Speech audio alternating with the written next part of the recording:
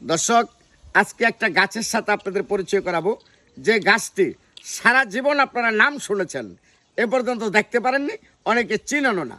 তবে গাছটি এতটাই গুরুত্বপূর্ণ, আপনারা গাছটা দেখলেই বুঝবেন। আসেন আমার সাথে।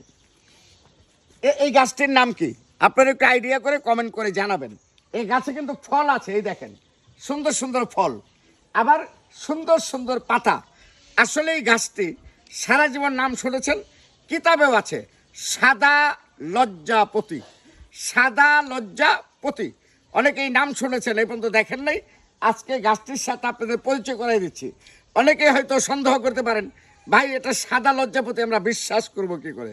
আসেন আর একটু কাছে, আমি আপনাদেরকে দেখাচ্ছি। একটু দেখেন, লজ্জাপতির পাতা এরকম টোকা দিলেই কিন্তু লজ্জা পায়। দেখেন লজ্জা পাচ্ছে কিনা।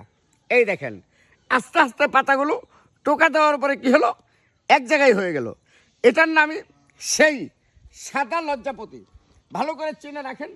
এরকম সুন্দর সুন্দর ফুল, সুন্দর সুন্দর ফল, এবং এরকম টোকা দিলেই যদি পাতাগুলো নিভে যায়, তাহলে আপনাকে বুঝতে হবে এটা সাদা লজ্জাপতি। কিন্তু অনেক সাদা লজ্জাপতি হয় না, অনেক লাল লজ্জাপতি হয়। জায়গায় জায়গায় জায়গায় জায়গায় পাবেন, কিন্তু সাদা লজ্জাপতিটা মিলানোটা বড় কঠিন। তো আমি সন্ধান পেয়েছি এক কবিরাজের বাড়িতে। আমি সম্পূর্ণ গাছটি আপনাদেরকে দেখাচ্ছি, গাছের গোড়া থেকে ধরে আগা পর্যন্ত। আমি এখন যেখান থেকে ভিডিওটা করলাম সেটা হলো ফুল, এই ফলের জন্য, ফুল এবং এই ফলের জন্য গাছের আগায় আসতে হয়েছে। এবার আসেন আমরা গোড়ায় চলে যাচ্ছি। গাছটি কোথা থেকে শুরু হয়েছে, আমরা একদম গাছের গোড়ায় চলে যাচ্ছি। আসেন। যে গাছটি আমি ধরে আছি, অনেকেই হয়তো প্রশ্ন করবেন এটা কোনো কাঠ গাছ না। আমি বলেছিলাম গাছের গোড়াটা আপনাদেরকে দেখাবো। এটাই সেই সাদা লজ্জাপতি গাছ, যার মোটা অনেক, আরও মোটা হবে।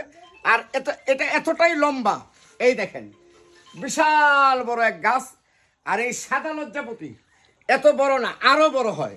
হয়তো অনেকে জানেন রাস্তাঘাটে অনেক লজ্জাপতি আছে, আর ওই গাছগুলো লাল এবং জঙ্গলে ছড়িয়ে ছিটিয়ে থাকে। আর সাদা লজ্জাপতিটা লজ্জাতুন নেশা কিতাব, লজ্জাতুন নেশা কিতাবে এই সাদা লজ্জাপতির বর্ণনা আপনারা পাবেন, কোন কোন রোগের কাজ করে। অবশ্যই কিতাবটি আপনার কাছে থাকলে আপনি একটু দেখে এই গাছ নিয়ে ভালোভাবে চিকিৎসা চালিয়ে যেতে পারবেন এবং কবিরাজি করতে পারবেন। তো আমি সাদা লজ্জাপতি গাছটা আজকে আপনার সাথে একটু পরিচয় করিয়ে দিলাম। সবাই ভালো থাকবেন, সুস্থ থাকবেন। আল্লাহ হাফেজ।